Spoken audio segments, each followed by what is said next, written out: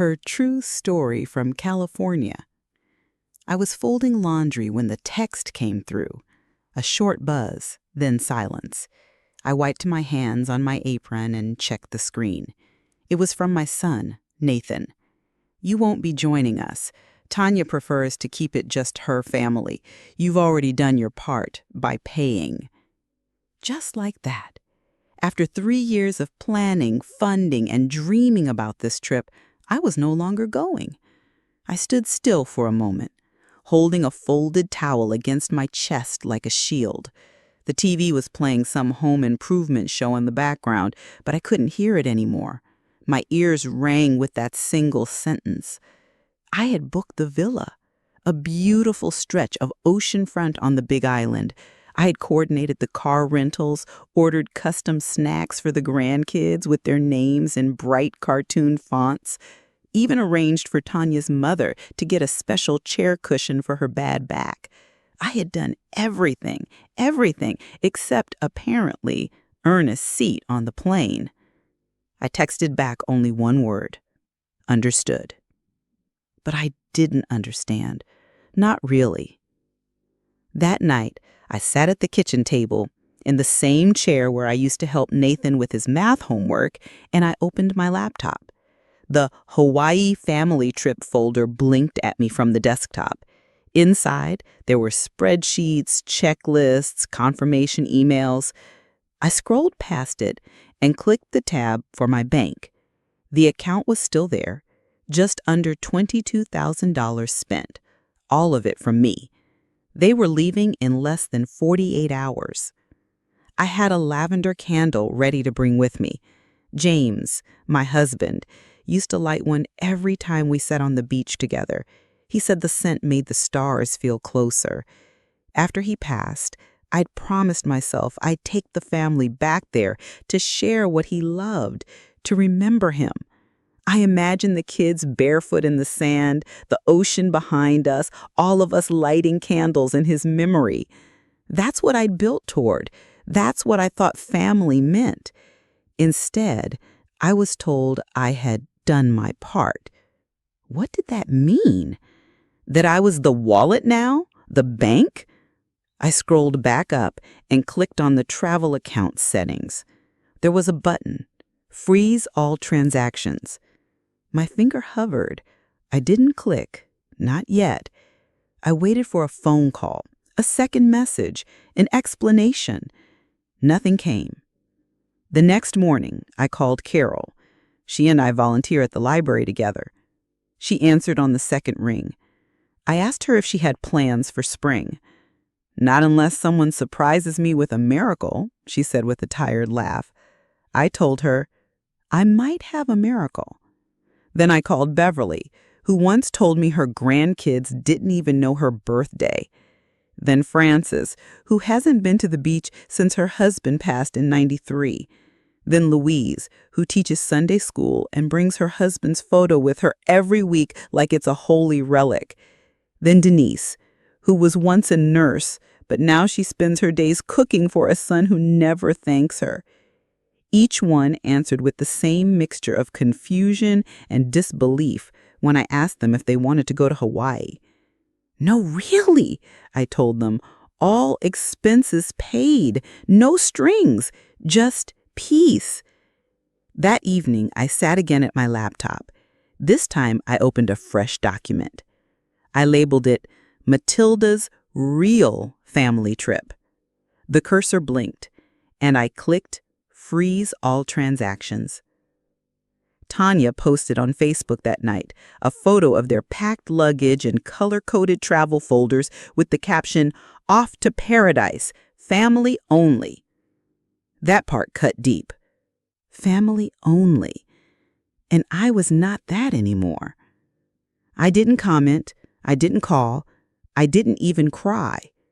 I just made tea and wrote down the names of 6 women who had been forgotten, underestimated, overlooked, just like me. The next morning, I received a message from Nathan. "Getting weird errors at check-in. Can you check the travel account?" I didn't answer. 5 minutes later, "Mom, Cards are being declined. We need help." Still, I stayed quiet. And that's when the phone started ringing, again and again. I turned the ringer off. I sat on my porch with the birds and my coffee, and I breathed. Because sometimes the silence is the answer they never saw coming. And that's just the beginning. By the time noon rolled around, my phone had logged over 40 missed calls. Nathan, Tanya, even Tanya's mother, whom I hadn't spoken to directly in months. The voicemails piled up one after another, but I didn't play a single one. I didn't need to. I knew what they said. Panic has a rhythm, and theirs had just begun. I left the phone on the kitchen counter, next to the now lukewarm mug of tea I'd poured 2 hours earlier. The soft floral scent of lavender from James's candle still lingered faintly in the air. I hadn't lit it, not yet. That was for later. That was for the women who would understand. I walked to the guest bedroom, where I kept a small lockbox tucked behind an old quilt. Inside were printed copies of every reservation: the Zilla, the plane tickets, the car rentals, the luau's, even the snorkeling excursion Nathan said he was too busy to help research.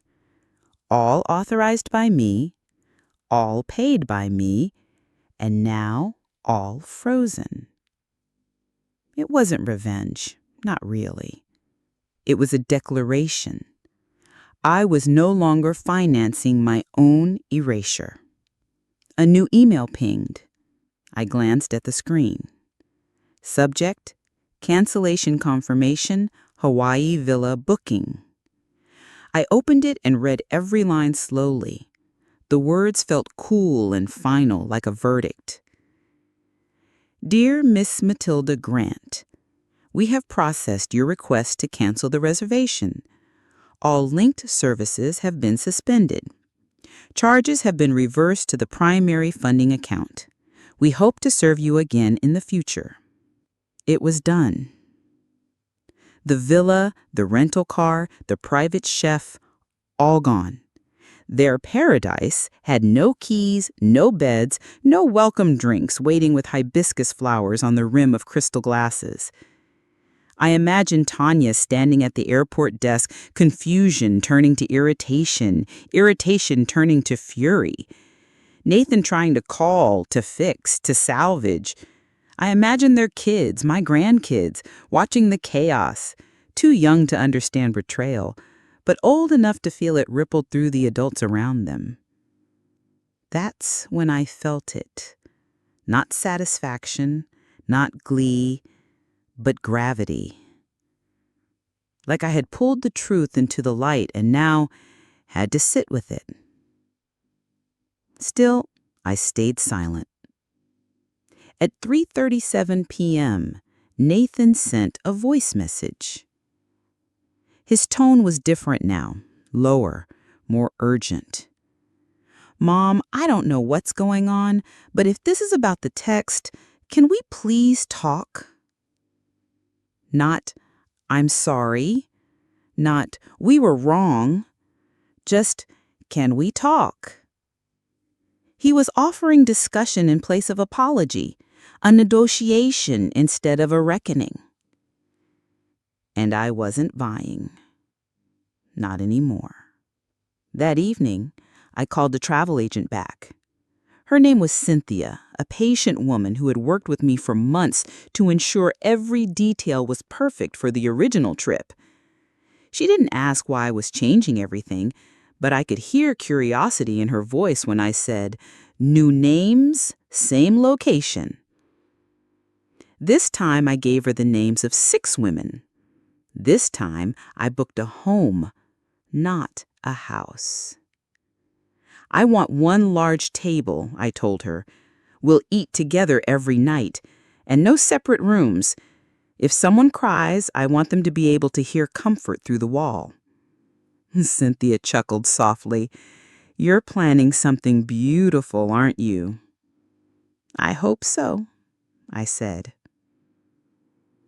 After we finalized the details, I pulled a shoebox from the back of my closet. Inside was a photograph of James laughing with his head tilted back, wearing the same ridiculous straw hat he'd bought on our honeymoon. I had saved that photo for this trip, originally for Nathan's family, but now it felt right to take it somewhere it would be seen, admired, treasured. I wrapped the photo in tissue paper and packed it into my suitcase next to a coral-colored dress I hadn't worn since 1998. I didn't know if it still fit. I didn't care. That night, I slept well for the first time in weeks. No pacing, no stomach knots, no whispering hopes for a family that had outgrown the idea of me. In the morning, I poured coffee and sat down to a final email from Nathan. Look, I get it now. Maybe we messed up. Tanya was stressed. We all were, but the kids are really upset. Can we please just return the money we gave for the trip? At least the part we transferred early. It's been hard, Mom, really. Please. I read it twice, then a third time. My eyes always circled back to the same sentence.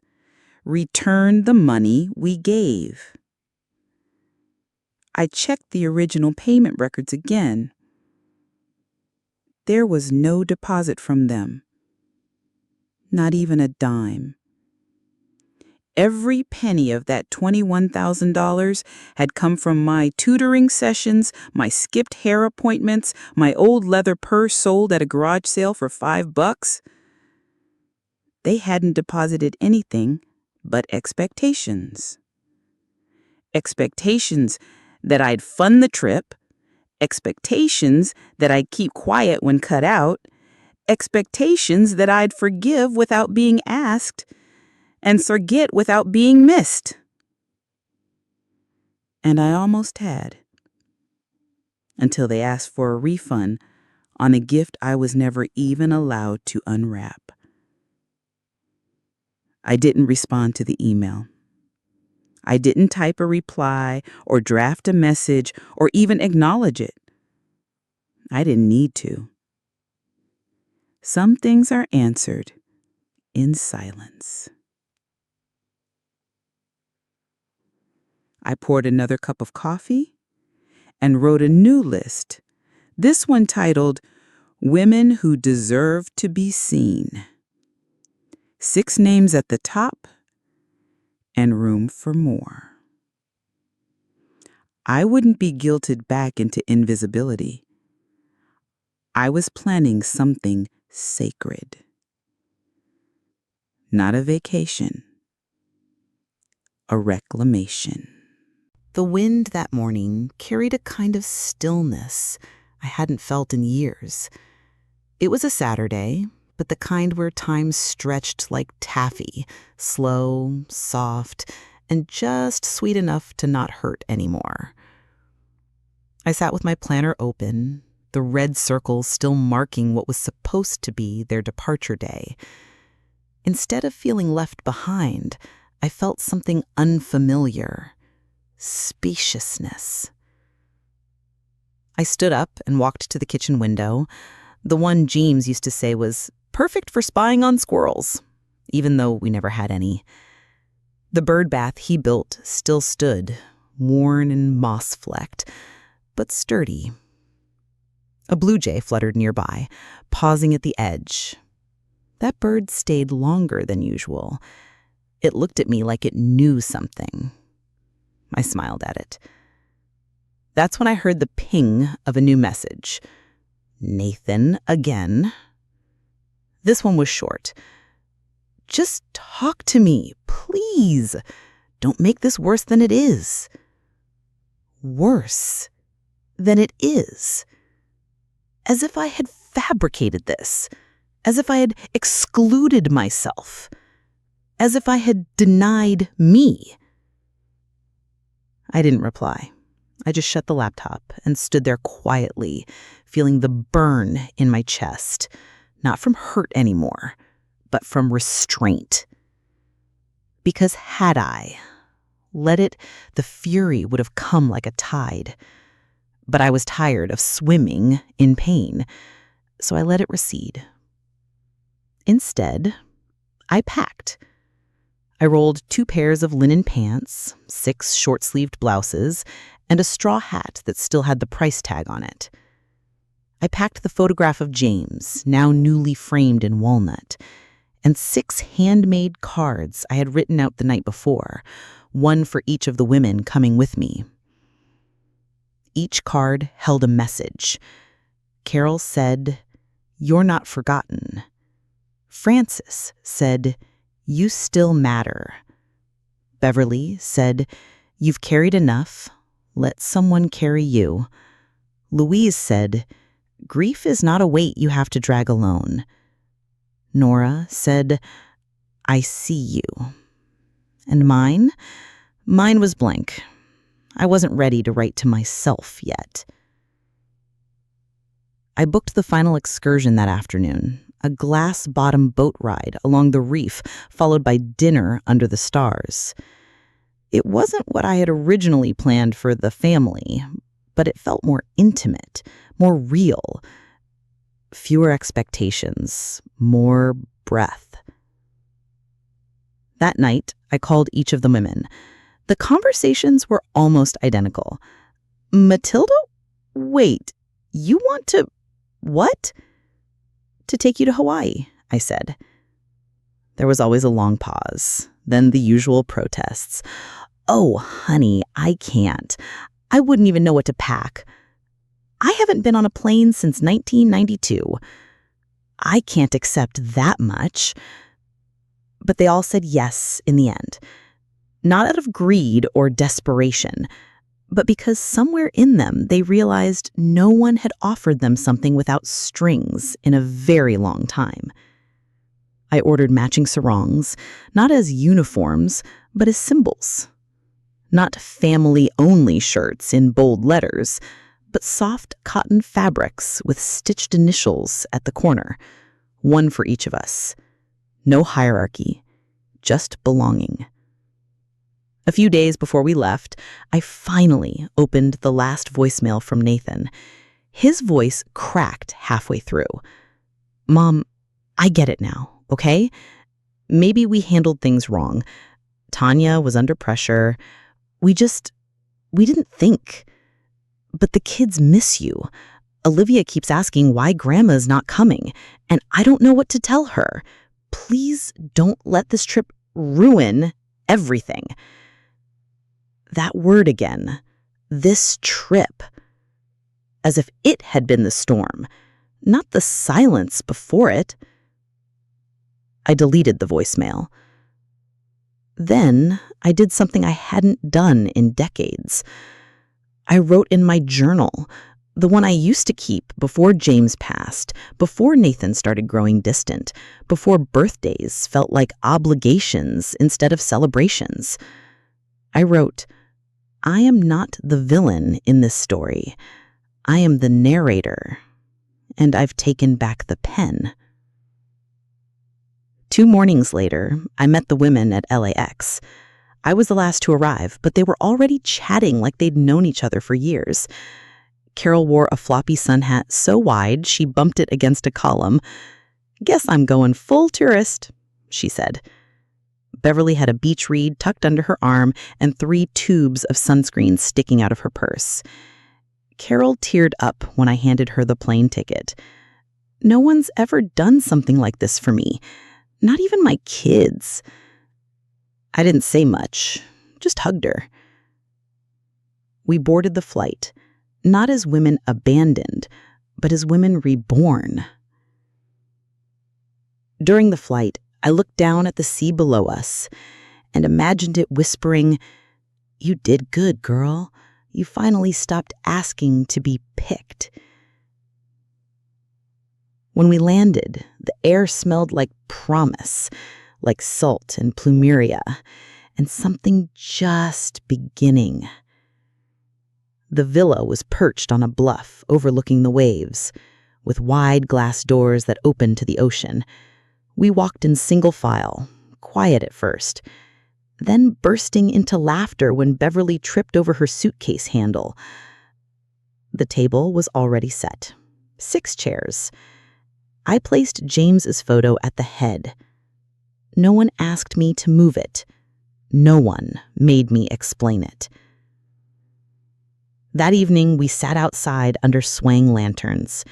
The sky turned pink, then purple, then black. The sea glimmered like a mirror. Frances clinked her glass to Matilda for seeing us. We all raised our glasses, but I didn't drink right away because I realized in that moment I wasn't doing something generous. I was doing something just. That's the difference people often forget.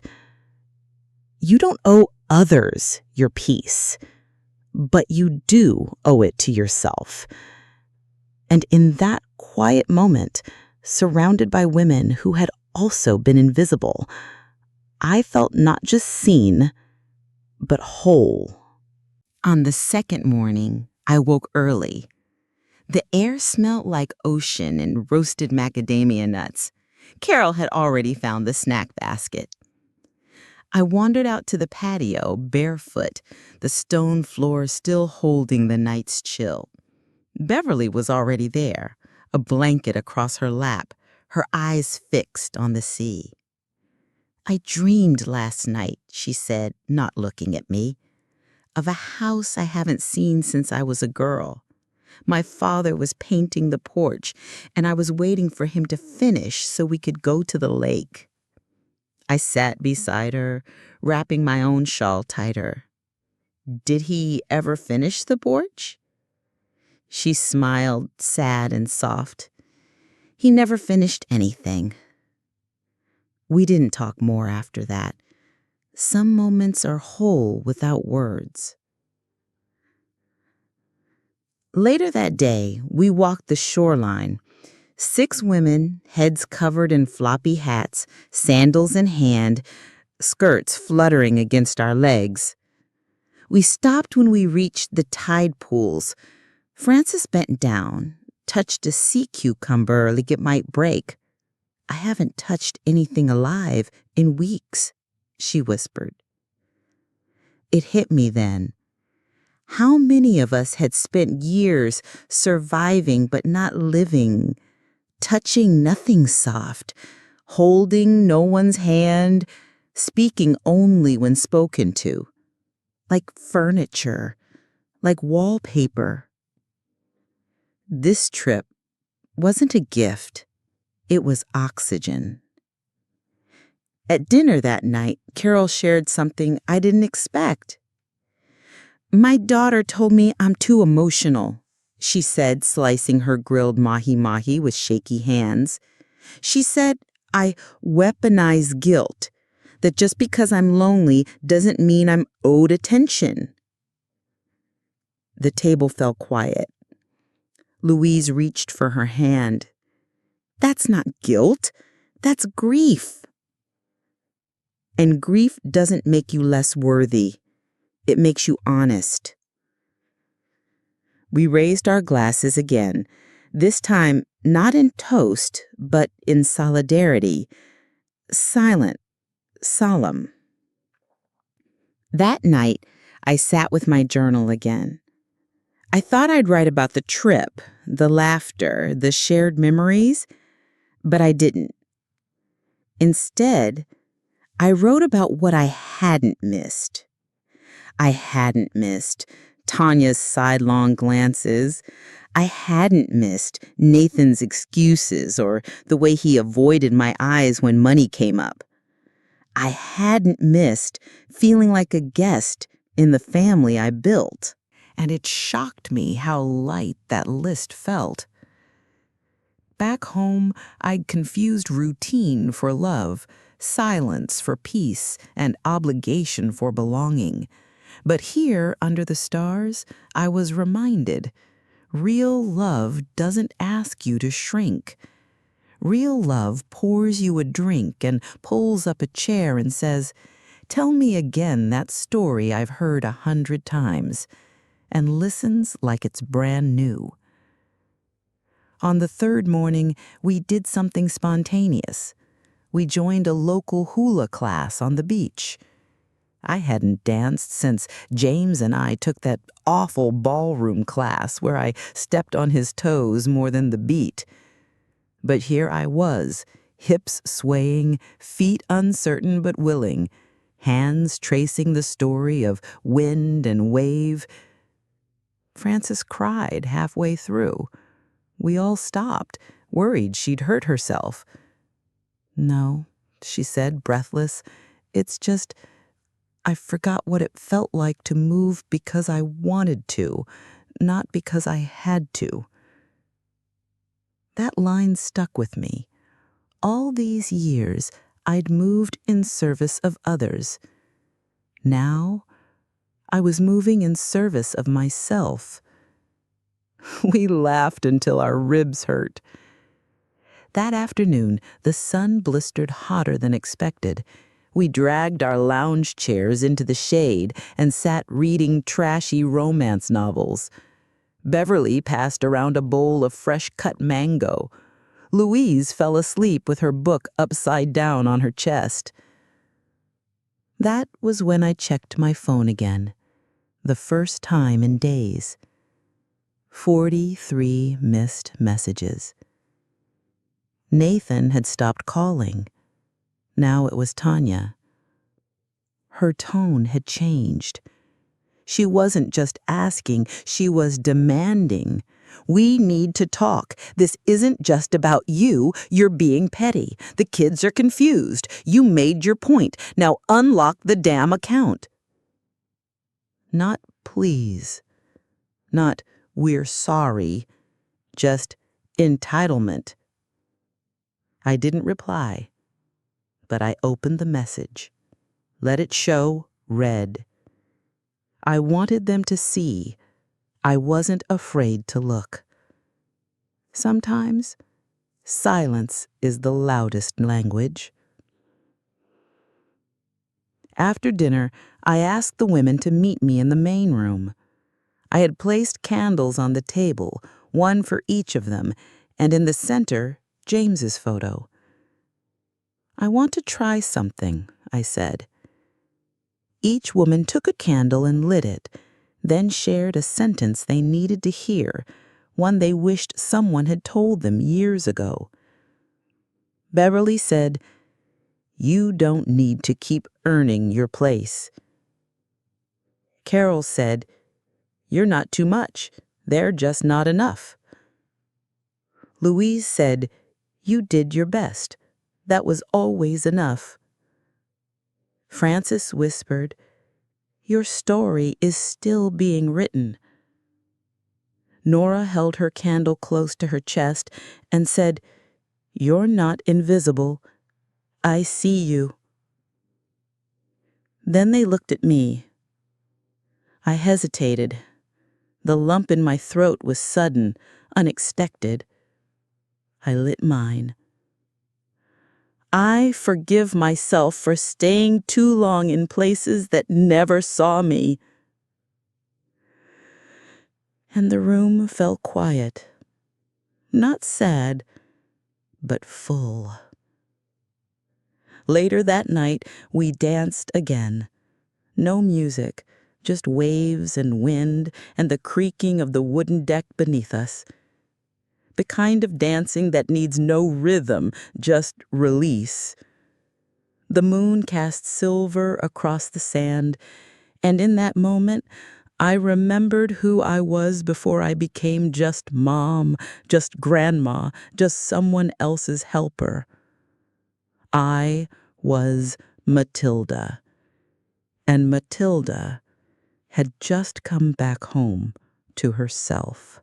The next morning, I sat at the edge of the pool, ankles dipped in cool water, my journal resting on my lap, half filled with observations and revelations that months ago I would have never imagined I'd have the courage to write down. Louise brought me a cup of coffee, strong, dark, no sugar, just how I liked it, though I'd never told her that. She'd simply noticed. "You always take the bitter kind," she said, sitting beside me. I nodded, smiling. "The sweet things don't stay long. But bitter, you learn to carry it." She hummed softly in agreement, then added, "Still, too much of it will rot your insides." That one sentence stayed with me longer than I'd like to admit. That afternoon, we walked into town, weaving through open markets, the air alive with ukulele music and laughter. Nora bought a necklace made from sea glass, holding it up to the sun like it was treasure. Beverly bartered for a sarong, arguing with the vendor in a way that made even the shopkeeper laugh. And I stood quietly beside a cart of wooden signs, hand-painted phrases carved into driftwood slabs. One of them read, "Home is not a place, but people who let you be all of yourself." I bought it without hesitation. Back at the villa, while the others napped or soaked in the spa, I sat at the dining table with my laptop, the same table where, once, I had planned flights for a family that forgot I was part of it. But this time, I wasn't making bookings or reviewing invoices. I was writing a letter. It wasn't to Nathan. It wasn't even to Tanya. It was to myself, to the woman who had stayed silent for too long. "Dear Matilda, you do not have to earn your place with money. You are not the wallet. You are the heartbeat. You are not asking for too much. You are asking the wrong people." I didn't finish it that night. I didn't need to. Later, while the women gathered around the fire pit we'd finally lit, 7 chairs, no empty space, I watched them laugh. Not in a performative way, not loud or forced, but the deep, genuine laughter of women who were safe, who had nothing to prove, who had finally been chosen. Carol was trying to teach Frances how to roast marshmallows without setting them on fire. Nora was humming something under her breath again, always just on the edge of memory, always beautiful. Louise was sipping wine like it was medicine for the soul.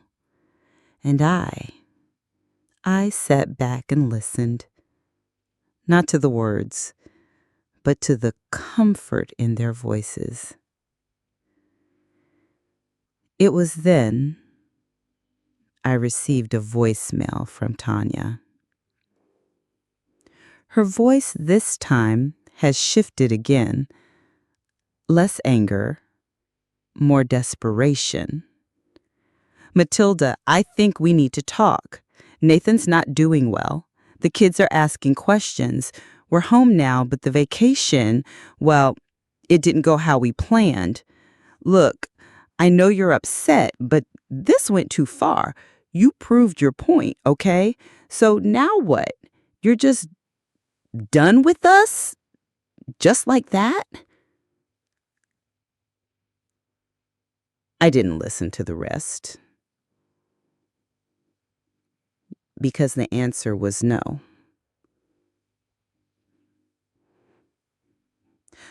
I wasn't just done. I had been finished. Finished being the afterthought. Finished sacrificing my joy for people who weaponized my generosity. finished letting silence be mistaken for permission. That night, Frances told a story I hadn't heard before, about the day her husband left. He didn't scream, didn't cheat. Just woke up one morning, poured his coffee, and said, "I think I don't love you anymore." And she had replied, "Well, I'll love you enough for the both of us." But it wasn't enough. "You can't fill a cup that's already turned away," she said, eyes glossy in the firelight. I wanted to cry. Not for her, but because I had lived that same pattern. Offering, pouring, sacrificing, and to vessels that had no intention of holding me. We toasted again that night, this time to each other. To the women who stayed, even when they weren't chosen. And to the women who left, when staying meant disappearing. The next day, the sun came up like it always does, but something inside me didn't. Something stayed behind, rooted on that porch, beside the candle and James' photo. The part of me that used to beg to be loved. It didn't follow me anymore. After breakfast, I got another email. This one wasn't from Nathan. It was from Tanya's sister, the one who never spoke to me directly. It was a forward, some messy screenshot of a GoFundMe they had started to reimburse unexpected travel losses. I almost laughed. They were crowdsourcing sympathy without ever offering an ounce of it themselves. And still, they never said sorry. Not once. Later that evening, I took the wooden sign I had bought in town and hung it on the wall of the villa's living room, right above the big table. Home is not a place, but people who let you be all of yourself. Every woman touched it as they passed. Beverly kissed her fingers and pressed them to the wood. That night, we danced again. No shoes. No music. Just moonlight and bare feet. And the slow rhythm of reclaimed joy. Matilda, the one who had been forgotten, the one who they tried to erase, was finally center stage in her own story. And not because she demanded it, but because she finally stopped asking for permission. The villa was quieter the next morning. Not silent, just restful. The kind of quiet that only arrives after something heavy has been laid down. The kind of quiet that follows truth, not absence. We had breakfast outside as usual. The sea breeze carried the smell of salt and mango, and the coffee was hot enough to warm the fingertips.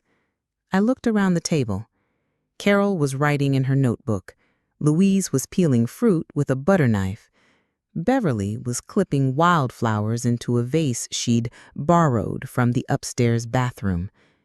It hit me, this was a family, too. Not of blood, but of choice, of respect, of survival. I hadn't lost a family, I'd left one. There's a difference. Around noon, I received another message. Nathan, again, short, sharper now. Mom, you ignored us. You didn't just pull your money, you sabotaged our whole trip. The kids are upset. We're in debt. If this is your idea of a lesson, congrats, you made your point. And just like that, the guilt tried to crawl back in.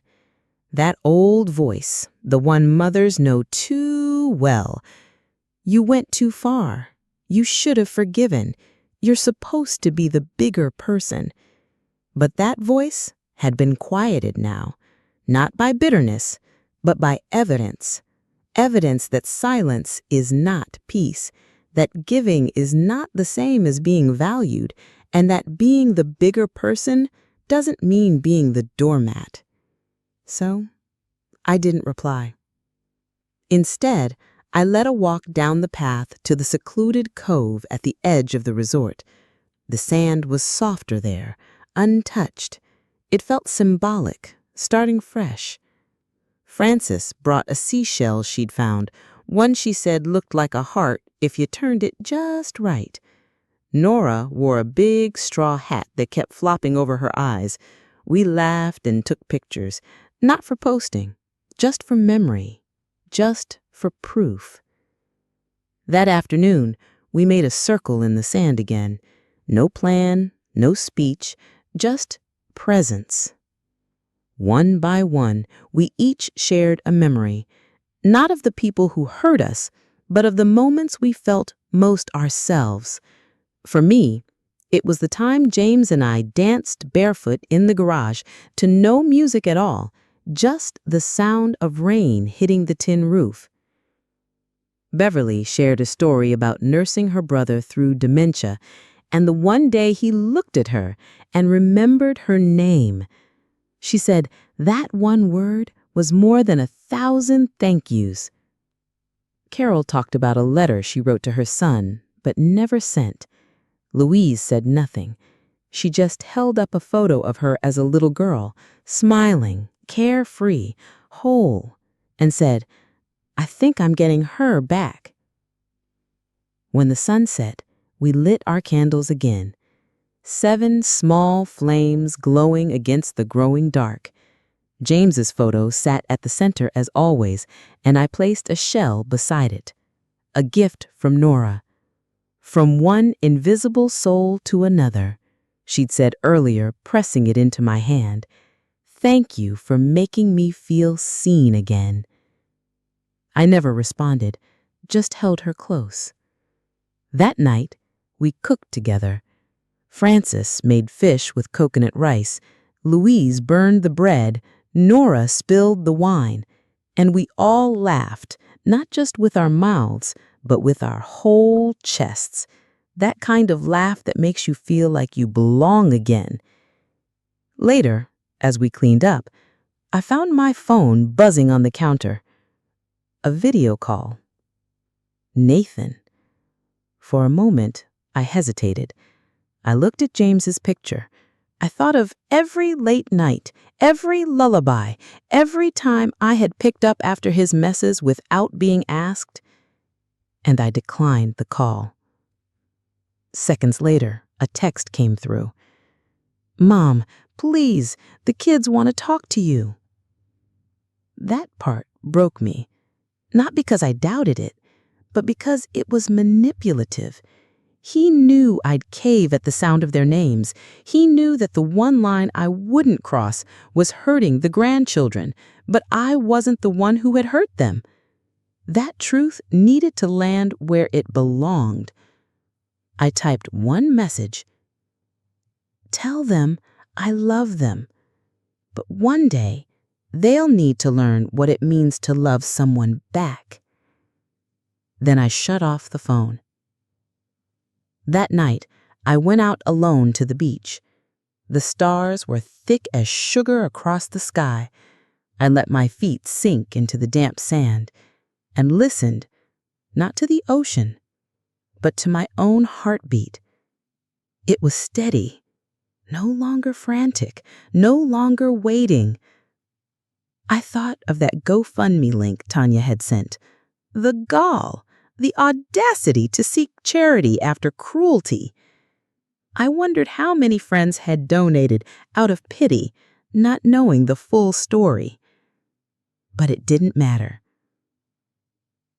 because I was done paying the emotional interest on someone else's debt.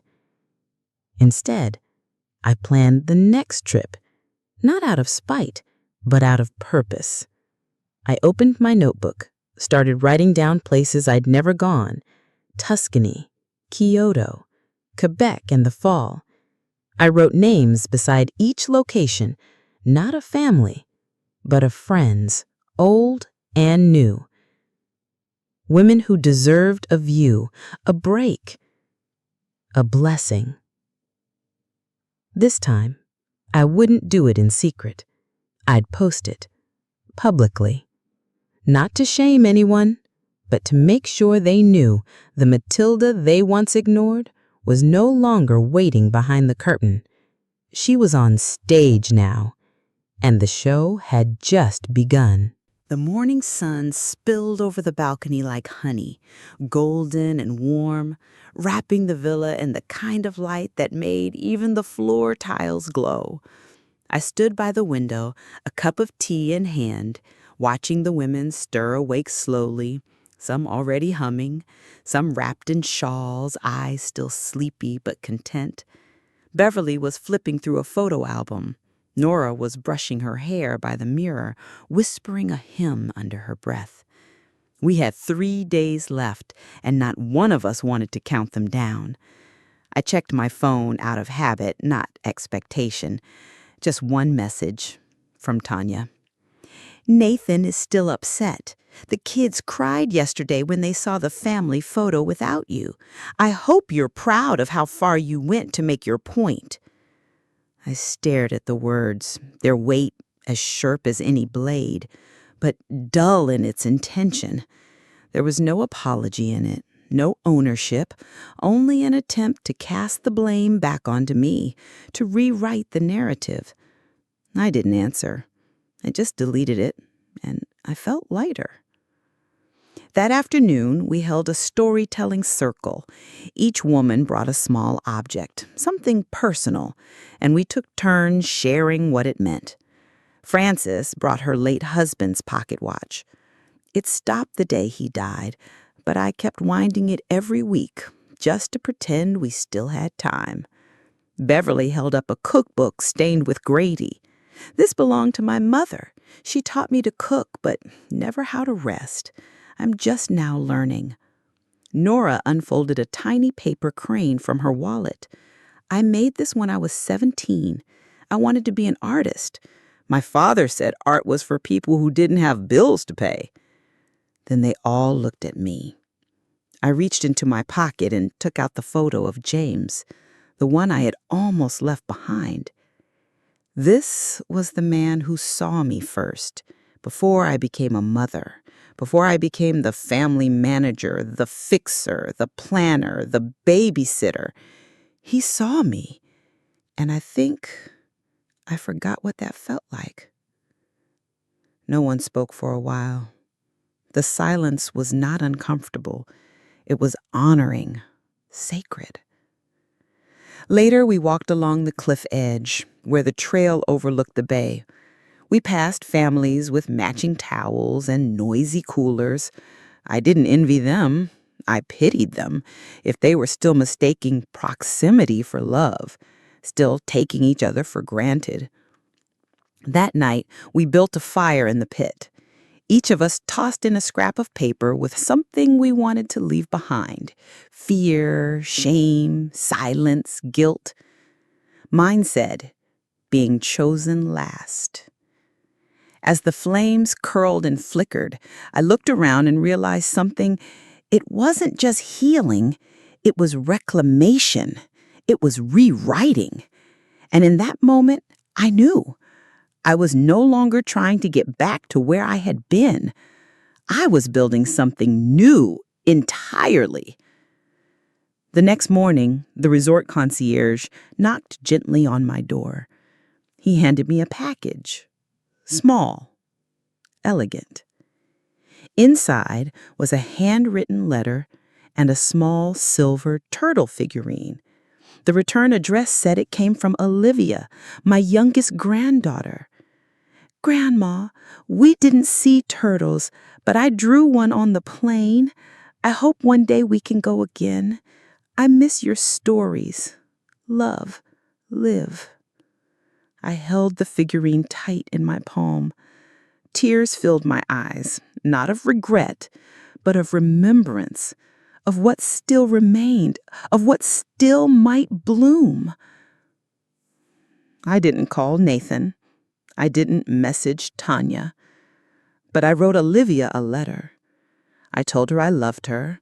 I told her stories about the real sea turtles and how they swim slowly, purposefully, always returning to the place they were born, but only if it's safe. And I told her this: you are never too young to learn that love doesn't erase, it includes. I sealed it with a kiss on the corner of the envelope, along with a tiny pressed hibiscus from our dinner table. She may never fully understand it, but maybe one day, when she's older, she'll read it again and feel what I meant. That same evening, I received a friend request from Tanya. No message, no explanation, just a digital extension of an olive branch or maybe a fishing line. I stared at it for a long time. My thumb hovered. Then I closed the app. I didn't need to re-enter a space that had pushed me out. Not now, not anymore. Instead, I brought my chair out to the balcony. The ocean was shimmering like liquid glass. Louise handed me a small notebook, one she'd bought at the resort shop. She said, "Write it all down before the world tries to rewrite it for you." And I did. I started with the candle, then the kitchen table, then the silence, then the first step out of the shadow. I wrote not just for myself, but for anyone who had ever funded a dream they were never allowed to join, for anyone who gave their best and got erased, for anyone who thought they had to stay small to be loved. And with every word, I felt something return. Not from Nathan, not from the past, but from inside. A sense of worth that didn't depend on being included. A sense of peace that didn't require permission. A voice I had long silenced. Until now. The scent of plumeria still lingered in my suitcase when I returned home. My house was just as I'd left it, quiet, still, not mournful, but waiting. I placed my keys on the counter, set my bag down, and walked through each room like someone reclaiming her own space. But it didn't feel lonely anymore. It felt like mine. I went straight to the kitchen and opened the small cupboard above the sink, the one where I used to keep the dream jar. I had washed it out before I left, just a clean old mason jar now. But when I held it, it felt heavier, fuller, like it had absorbed the energy of what it had given me. It had turned dreams into motion, and motion into meaning. I set the jar on the windowsill and smiled. Not every symbol has to be reused. Some are meant to rest once their job is done. There was a single postcard in my mailbox, no name on the back, just a short scribble on the front. You taught me more than you know. Thank you. C. Carol, sweet Carol, who hadn't left her town in 22 years before that trip. I pinned the card on the fridge right next to the faded drawing Nathan made when he was 6. I didn't rip the drawing down. I didn't tear up the memories. I just let both pieces live side by side. What was and what is. The next day, the phone rang. Not a call, a voicemail. Nathan. Hey, Mom, I don't know what to say. I guess I've been thinking about how things played out, and I'm not proud of it. I won't lie, I was angry at first, but now I guess I understand why. I'm sorry, I really am. I just wanted things to be simple.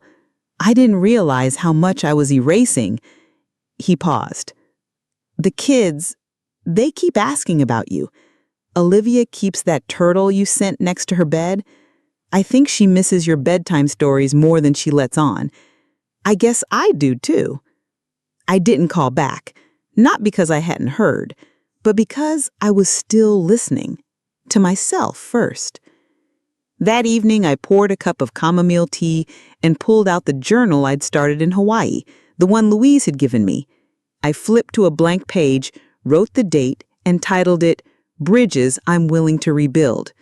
I listed 3 rules beneath it. If I rebuild, it's with bricks of honesty, not obligation. If I forgive, it's without forgetting what I've learned. If I return, it's by my choice, not from guilt. I didn't write Nathan's name. I didn't write Tanya's either. I simply closed the book and let the pages speak for themselves. If they ever reached out again in sincerity, with more than empty gestures and conditional remorse, I would know what to look for. The next morning, I walked to the park near my house. I hadn't been in months. Too many days spent planning, waiting, sacrificing. But now, I was there. Not for anyone else. Just to feel the breeze on my face and watch the ducks drift across the pond. An elderly man sat beside me on the bench, quiet for a long while. Then he said, "You look peaceful." I smiled. Worked a lifetime to earn it. He chuckled. Worth the price? I looked at the sky, pink at the edges from the rising sun. Every cent. We sat there, 2 strangers, not filling the silence, just honoring it. In the days that followed, I began planning another gathering. Not a vacation this time, something closer. A Sunday potluck. I called it the second table for women who always found themselves at the folding table in the back or never invited at all. I sent out the invites with handwritten notes. Bring your stories. Bring your tired feet. Leave your shame at the door. 22 women replied. Some brought casseroles. Others brought nothing but themselves. It didn't matter. We laid out a long table in my backyard. Every chair was the same height.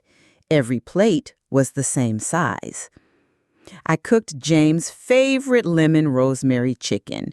Beverly brought sweet tea in mason jars. Nora read a poem. Frances played the harmonica. Carol led a group prayer so moving it brought 3 of us to tears. No one asked, "Whose house is this?" No one whispered, "Why wasn't she invited before?" Because that wasn't the story anymore.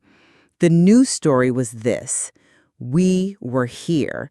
We mattered. And we weren't waiting for anyone else's permission. When the last dish was clean and the final laugh faded into the night air, I stood in my kitchen and felt something shift, not just inside, but around me, as if the very walls of my home had heard my voice and agreed, yes, she's back, not as a servant, not as the invisible glue, but as the heartbeat. Later that week, Olivia sent me a voice memo, just a whisper. "Grandma, I saw a turtle in my dream. It waved at me. I think it was yours. I pressed it to my heart. She didn't say I miss you. She didn't have to. And maybe one day, if her parents do the work, if they take off the masks of pride and meet me in truth, I'll welcome them again. But it will be on a different foundation, one built from presence, not performance. Until then, I have my table. I have my circle. I have my voice. And I'm not invisible anymore. A few weeks passed. Spring drifted towards summer, and the air in my California neighborhood warmed with that sleepy golden feeling you only get when everything slows down. I spent my mornings tending to my small herb garden. Lavender, rosemary, basil, the kind of smells that reminded me of memory, not just food. I had started writing again, not just journal entries, but letters, real letters sealed in envelopes, written in cursive, stamped with little American flags. I wrote to women I'd met on the trip, to others from church, to 2 distant cousins I hadn't spoken to in years, not because I wanted something in return, just because I knew how it felt to be remembered. Then, one afternoon, my phone rang again, but it wasn't Nathan. It was Olivia. Her voice was quiet but brave, the way little girls get when they feel something big and don't quite know what to do with it. "Grandma, are you mad at me?" I nearly dropped the phone. "No, sweetheart," I said, sitting down on the edge of my bed. "Why would you think that?" "Mom said you needed space, but I thought maybe it was my fault because I didn't say goodbye that night." My throat tightened. I steadied my breath. "It's not your fault, Olivia. Not even close. Grown-ups sometimes make choices that have nothing to do with kids. You did nothing wrong." She paused, and then, in a whisper, "I miss you." I closed my eyes. "I miss you too." And in that moment, I felt something shift. Not forgiveness, not yet, but something gentler. A door creaked open in a long hallway of locked feelings. "I want to see you," she said. "Can I come over sometime? Just me?" I hesitated, not because I didn't want her, but because I wasn't sure her parents could separate the child from the choices they made. "I'd love that," I said carefully. "Maybe we'll have to figure something out soon, just you and me." We talked for a little longer, about school, her turtle plushie, the songs she learned on the ukulele. Then she said, "I wrote you a letter too, but Mom said you might not want it." "I always want your letters, Olivia." A beat of silence. "Okay," she whispered. "I'll send it anyway." That night, I sat at the table with James's photo and whispered, "You'd be proud of her. She's got your quiet strength."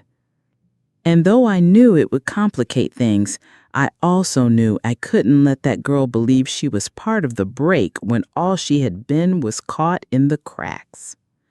The next day, I received an envelope addressed in purple crayon.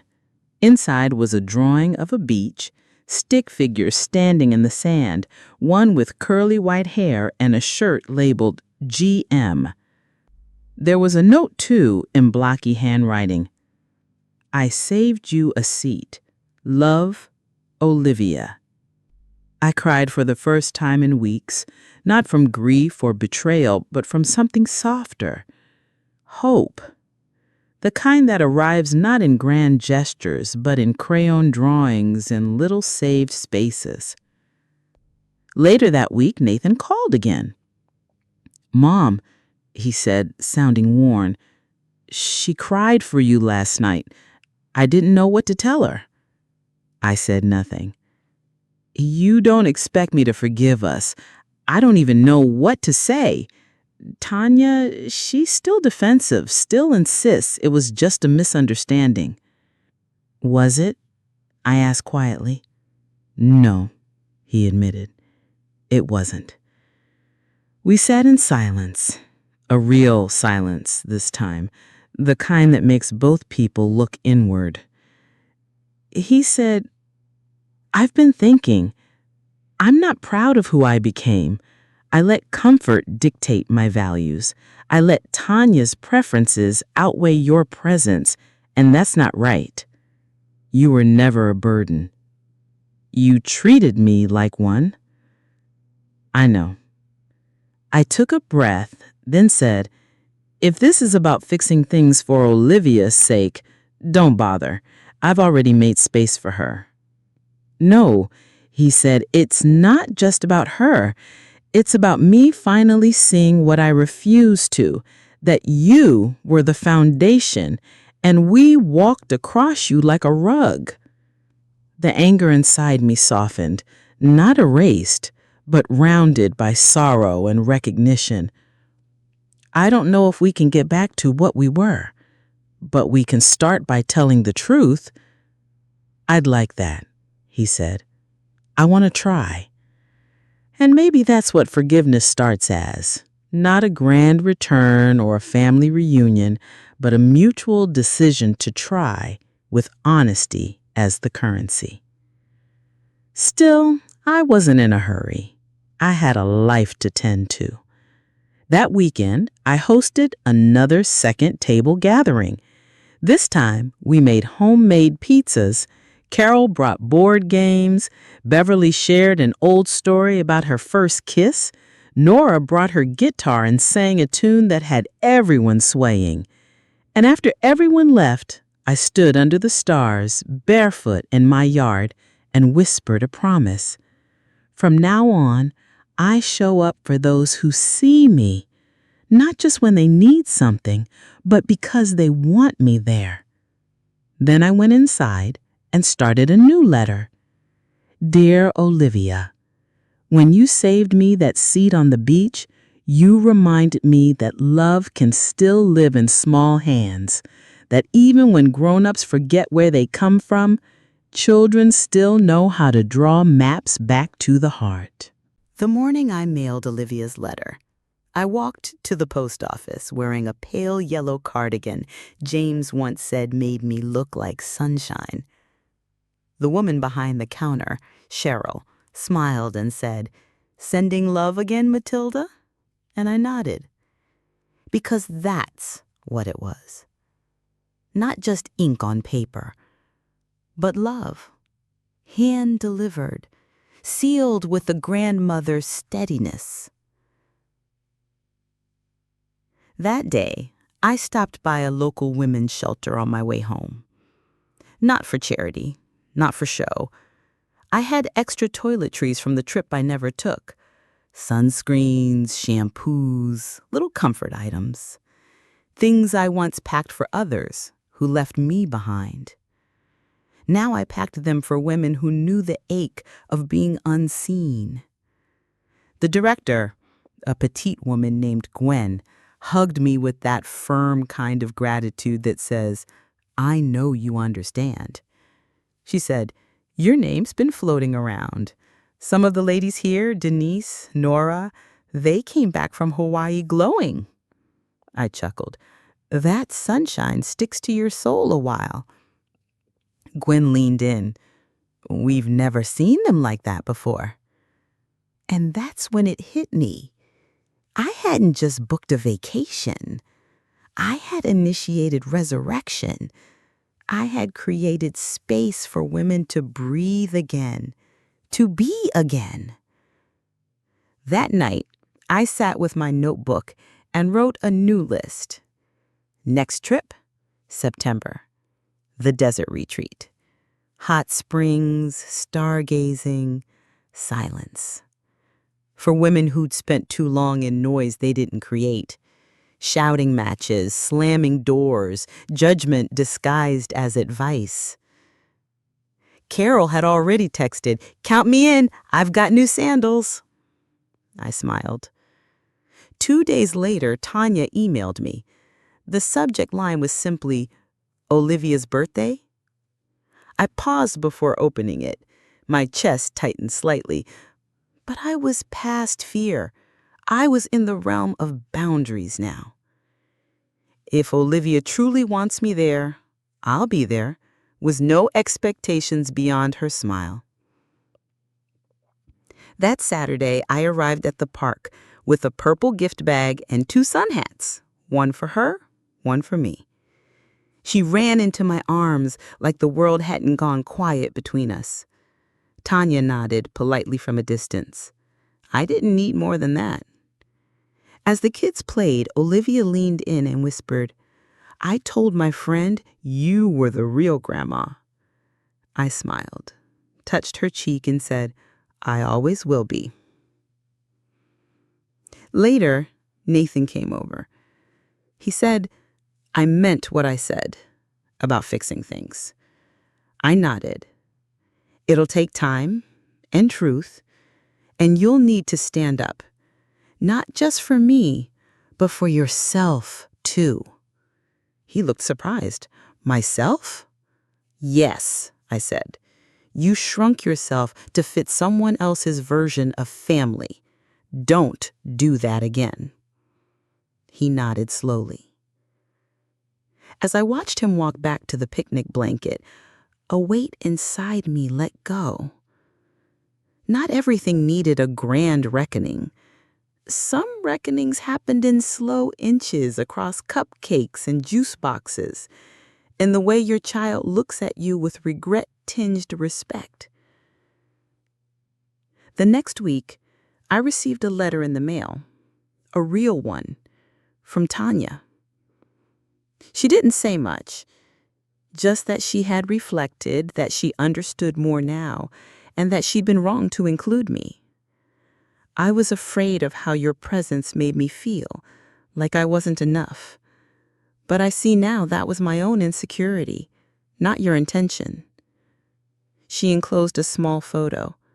Olivia on the beach, holding a shell, with "I love Grandma" written in the sand. I didn't cry. I didn't crumble. I simply placed the photo on the fridge and added a magnet shaped like a hibiscus flower beside it. Some stories don't need to be rewritten, just reopened, gently. And maybe, just maybe, Olivia's drawing was right all along. I did have a seat in this family. It just took me standing up and stepping back to finally see where it belonged.